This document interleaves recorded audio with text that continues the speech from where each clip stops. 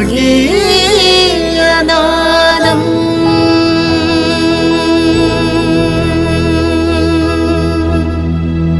ദൈവത്തിന്റെ വിലയേറിയ നാമത്തിൽ എല്ലാ സ്നേഹിതർക്കും സ്നേഹവന്ദനം. ഇന്നത്തെ വചനചിന്തയ്ക്കായി 51-ാം സങ്കീർത്തനം 3-ാം വാക്യം വായിക്കുന്നു.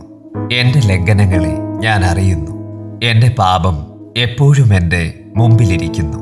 കഴിഞ്ഞകാല ജീവിതത്തിലേക്ക് ഒന്ന് തിരിഞ്ഞു നോക്കി അനുതാപത്തിന്റെ ആത്മാവിൽ വിലപിക്കുന്ന ദാവീദ് രാജാവിന്റെ വാക്കുകളാണ് നാം ഇവിടെ വായിച്ചു കേട്ടത്.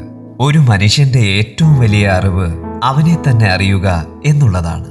അധികാരത്തിന്റെയും സുഖസമൃദ്ധിയുടെയും സമ്പന്നതയിൽ കഴിഞ്ഞ ദാവീദിന് അവന്റെ തെറ്റുകളെ ചൂണ്ടിക്കാണിക്കുവാൻ ഒരു പ്രവാചകന്റെ വാക്കുകൾ ആവശ്യമായി വന്നു.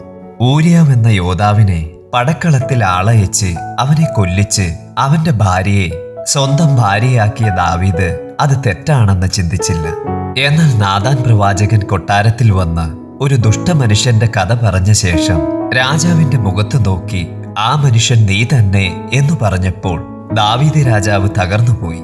എന്നാൽ ദാവീദ് തുടർന്ന് ചെയ്യുന്ന ഏറ്റവും ശ്രേഷ്ഠമായ കാര്യം, തനിക്ക് അധികാരവും അവസരവും മുമ്പിൽ ഉണ്ടായിരുന്നിട്ടും നാഥാൻ പ്രവാചകൻ പറഞ്ഞ വാക്കുകളെ എതിർക്കാതെ, തന്റെ തെറ്റുകളെ പിന്നെയും മൂടിവെക്കാതെ, പാപം ചെയ്ത ആ മനുഷ്യൻ താൻ തന്നെയാണ് എന്ന് സമ്മതിക്കുകയായിരുന്നു.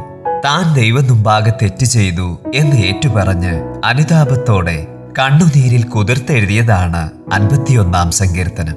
മനുഷ്യസഹജമായ തെറ്റുകൾ നമ്മുടെ ജീവിതത്തിലും സംഭവിക്കാം. എന്നാൽ അത് അംഗീകരിപ്പാനും തിരുത്തുവാനും കഴിയുന്നത് ഏറ്റവും ശ്രമകരവും ശ്രേഷ്ഠവുമായ പ്രവൃത്തിയാണ്. പ്രിയ സഹോദരങ്ങളെ, നമ്മുടെ ജീവിതത്തിൽ തെറ്റുകളും കുറ്റങ്ങളും സംഭവിച്ചാൽ അത് മൂടിവെച്ച് അതിൽ തുടരുവാനല്ല ദൈവം നമ്മെക്കുറിച്ച് ആഗ്രഹിക്കുന്നത്. മറിച്ച് നമ്മുടെ പിതാവാം ദൈവത്തിന് ഒന്നും മറവല്ല എന്ന് തിരിച്ചറിഞ്ഞ് ദൈവത്തിന്റെ ആത്മാവ് നമ്മുടെ പാപത്തെ ചൂണ്ടിക്കാണിക്കുമ്പോൾ അത് അംഗീകരിച്ച് ആ മനുഷ്യൻ ഞാൻ തന്നെ എന്ന് ഏറ്റുപറഞ്ഞുകൊണ്ട് ദൈവസന്നിധിയിലേക്ക് അടുത്തു വരിക. നമ്മുടെ പാപങ്ങളെ ഏറ്റുപറഞ്ഞ് ഉപേക്ഷിക്കുക. അങ്ങനെയെങ്കിൽ നമുക്ക് കരുണ ലഭിക്കുമെന്ന് ദൈവത്തിന്റെ വചനം നമ്മെ ഓർമ്മിപ്പിക്കുന്നു. നമ്മുടെ ജീവിതത്തിലെ കുറവുകൾ, അത് ചെറുതാകട്ടെ വലുതാകട്ടെ, അതിനെക്കുറിച്ച് തിരിച്ചറിവുള്ളവരായി, അതിനു മുമ്പിൽ തകരുന്ന ഹൃദയമുള്ളവരായി നാം തീരുന്നു എങ്കിൽ, തകർന്നു നുറുങ്ങിയുമിരിക്കുന്ന ഹൃദയത്തെ നിരസിക്കാത്ത നമ്മുടെ ദൈവം നമ്മോട് ധാരാളം ക്ഷമിക്കുകയും കരുണ കാണിക്കുകയും ചെയ്യും.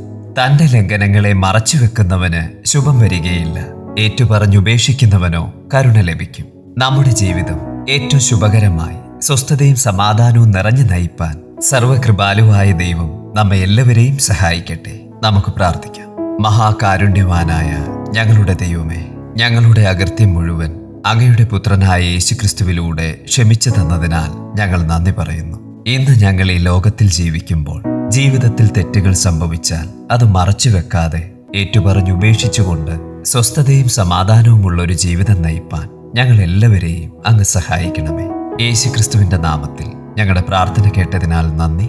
ആമേൻ. പാപാന്തകാരത്തിൽ ആണ്ടിരുന്ന പതിതനായ മനുഷ്യനെ വീണ്ടെടുത്ത പാവന സ്നേഹത്തിൻ വചനങ്ങളുമായി സ്വർഗീയനാദം, ദ ഹെവൻലി വോയിസ്. ആരോരും അറിയാത്ത എൻ പാപങ്ങൾ, ആരാലും പൊറുക്കാത്ത എന്നകൃത്യങ്ങൾ, ആരോരും അറിയാത്ത എൻ പാപങ്ങൾ, ആരാലും പൊറുക്കാത്ത എന്നകൃത്യങ്ങൾ, നന്നായി കഴുകി വെടിപ്പാക്കി നിൻ രാജ്യത്തിനവകാശിയായി മാറ്റണമേ. നന്നായി കഴുകി വെടിപ്പാക്കി നിൻ രാജ്യത്തിനവകാശിയായി മാറ്റണമേ.